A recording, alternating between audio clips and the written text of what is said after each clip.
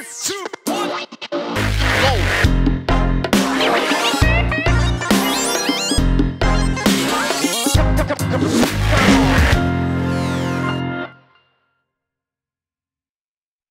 Bonjour, je suis intimement persuadé que la plupart des personnes présentes dans cette salle ont un point de vue extrêmement négatif de la chimie.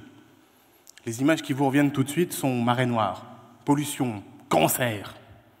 Et pourtant, cette science régit la plupart de vos instants quotidiens. Ah, je discerne quelques visages un peu... Ouais, bon, ce qu'on va faire, on va faire un petit jeu très simple, on va imaginer un monde sans chimie, ok? Dans un premier temps, la disparition des smartphones. Ensuite, adieu aux antidépresseurs. Et ce qu'il y a de plus embêtant, c'est adieu les contraceptifs. Vous voyez un peu l'impact sur la démographie? Et pourtant, la chimie, c'est quelque chose de naturel. La preuve, depuis toujours, l'homme a puisé dans les plantes une source de médicaments. Récemment, des chercheurs ont extrait du sirop d'érable un composé ayant une influence sur le diabète. Vous vous rendez compte? On a extrait du sirop d'érable, un composé agit sur le diabète. Comme quoi, la réponse pouvait être à côté, hein. Mais alors, comment augmenter cette influence? L'originalité de ma thèse a été à trouver de moyens de copier cette molécule. Attention, copier, oui, mais d'une façon verte. C'est-à-dire avec des procédés éco-compatibles. J'entends par là le moins d'étapes possible. L'utilisation de solvants non toxiques ou encore en minimisant les apports énergétiques. On pourrait assimiler cette molécule à un modèle Lego.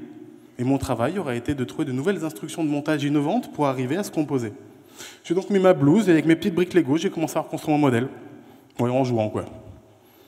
Une fois mes instructions de montage bien définies, pour info, 4 étapes, j'ai commencé à faire des modifications au cours de la construction. Comme par exemple changer la taille des briques, l'ordre ou la couleur. Par exemple, j'adore le rouge, donc j'ai enlevé les briques bleues. Et pourquoi faire? Pour obtenir de nouveaux composés. Ces composés seront très très proches du modèle original. Ils seront alors ensuite testés sur des souris diabétiques, afin de déterminer si on arrivait à faire quelque chose de mieux que la nature. Et tout ceci, pourquoi faire? Tout ceci pour créer de nouveaux médicaments contre le diabète, ou encore, si possible, nous permettre de connaître un peu mieux les mécanismes de la maladie. Je dois l'avouer, je suis un peu un grand enfant en tant que chimiste, j'adore copier, modifier des molécules naturelles en jouant avec mes Legos. Moi, c'est ce que je fais tous les jours au labo.